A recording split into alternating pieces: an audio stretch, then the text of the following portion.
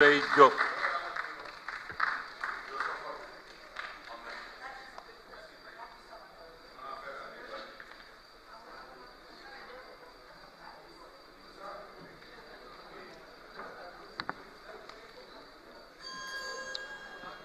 Bonsoir, Monsieur le ministre. Bonsoir, Monsieur le ministre. Ñu ngi leen di nuyu bu baax di leen exprimer sunu respect le plus absolu.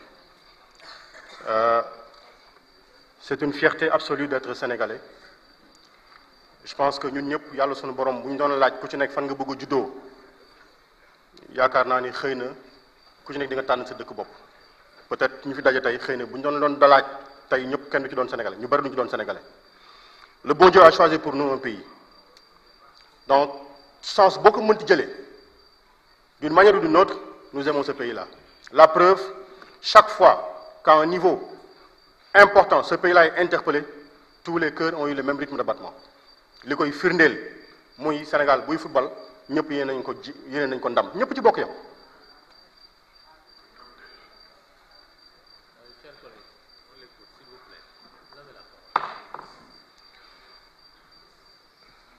La politesse est une éducation. Mag ak ndaw ñoo ci bokk yam. Elle est une valeur. Elle doit être une valeur partagée dans tous les sens du mot. Mag ak ndaw ñoo ci bokk yam. Am na loo xam ne bu ñu la ko jiiñee ba jàpp ni am na le rôle booy joué ci biir état xolu état ba jàpp ni yaa ngi da ngay fal ministre.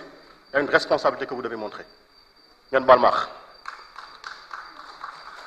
Dama xool le document sur tout ce qu'on est en train de faire par rapport à ce ministère. Air Sénégal ñëpp la neex ñëpp bëgg mu nekk loo xam ne day naaw ñëpp di ko séen muy wàcc ñëpp di ko gis ci jàmm ak salaam. Et tout ce qu'on dira s'inscrira dans le sens que fi ñu bëgg Air Sénégal jëm fa mu jëm fa ñu naan sunu aéroport sunuy compagnie sunu flotte lii lay tekki comme ni ko tubaab bi amee comme ni ko Emirates amee te ñëpp respecté ko loolu. moo tax on a pris le temps xool sunu regard ci point yi nga xam te ne moom lañu doon wax ci ne mooy seen yéene te gisuñu yéene ñun ñi disposer d'une autorité de l'aviation civile forte, ce qui est une pertinence. Je dirais le plus important pour le Sénégal est de superviser toute l'activité de l'aviation civile qu'il autorise dans les espaces aériens situés sur les territoires sous sa responsabilité, ce qui suppose l'existence bien entendu d'une entité ayant les moyens juridiques, techniques et administratifs lui permettant l'élaboration des règlements d'application des normes et pratiques recommandées. Je parle des standards and recommended practices, en les mettant à jour régulièrement tout en veillant à leur application pour tous les exploitants. Et je dis, est-ce que tey aviation civile bi ñu am na toutes les ressources pour accomplir cette mission-là? Mën nañu ci weccoo.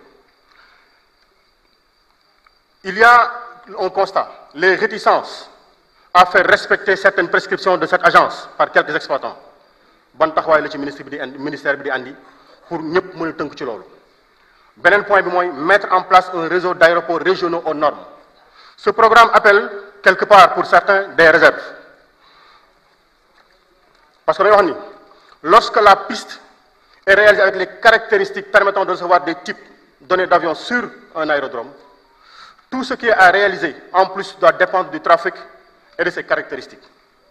Or, il est connu que les aérodromes régionaux, à l'exception des 4, Ziguinchor, Cap Skirring, Tambacounda et Saint-Louis, ne reçoivent quasiment pas beaucoup de trafic, lequel d'ailleurs ne permet pas de rentabiliser, ils le pensent, les investissements qui y sont réalisés.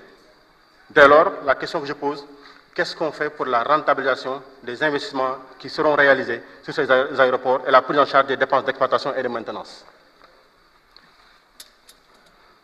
Comment générer un trafic, Monsieur le ministre, nouveau, permettant une fréquentation significative de ces plateformes? Qu'est-ce qui est envisagé à ce sujet-là? Beneen point bi ñu ne disposer d'un aéroport répondant aux normes internationales, un hub, suivant li ñu xalaat mooy c'est souvent le projet d'une compagnie aérienne laquelle fait d'un aéroport un point de convergence et de divergence de ses vols, à l'exemple de Charles de Gaulle avec Air France, de Casablanca avec Royal Air Maroc. Et ils ont pensé que pour un État ou une ville, pour une région, il faut avoir un projet de réalisation d'une plateforme de correspondance, c'est-à-dire un aéroport fréquenté par un nombre important de compagnies aériennes. Et fondamentalement, ce qui peut entrer en contradiction avec le projet que nous avons. Réaliser un tel projet nécessite une position géographique privilégiée. Amul naatable ci AIBD, amul ci benn naatable. Des facilités de transit pour les passagers, les avions et le fret. Mais également offrir des possibilités de réparation en cas d'avarie sur les aéronefs, il faut watch. Le prix du kérosène également, ça joue. Quelles sont les mesures qui sont envisagées sur ce terrain-là pour répondre à ces prérequis pour faire de l'AIBD une plateforme de correspondance majeure de la sous-région? Ñu teg ci construire ou la création d'une compagnie aérienne de référence africaine. On a tenté à 3 reprises doxul ñu ngi dugg ci sunu 4e tentative et notre prière absolue mooy yàlla nañ ci yàlla may ndam bu ñun ñëpp ñu toog di ko ndamoo yàlla nañ ko ci yàlla defal. La question à poser mooy est-ce que les conditions économiques et réglementaires sont réunies pour ce succès-là? Parce que pour disposer d'une compagnie aérienne viable économiquement, il faudrait envisager suñu xel bu gàtt une suspension au moins temporaire de la libération du transport aérien sur le continent et mettre à l'abri d'une concurrence déséquilibrée les nouvelles compagnies pour leur permettre de se consolider. ci suñu xel bu gàtt wàllu engagement financier yi est-ce que acquérir une flotte jënd wala louer ban moo ci bu ñu defee analyse bi lan moo ci gën a pertinent ci par rapport ak fi ñu toll. ñu ne la démarche individuelle pour la création d'une compagnie aérienne peut être très lourde avec des niveaux de trafic domestique international bien modestes. Ñu doon laajte par rapport aux critères également est-ce que par exemple liggéeyoon na Côte d'Ivoire ci mettre en place ceci ensemble ne peut pas être plus pertinent? C'est juste une question que l'on met dans le panier à discussion pour échanger là-dessus.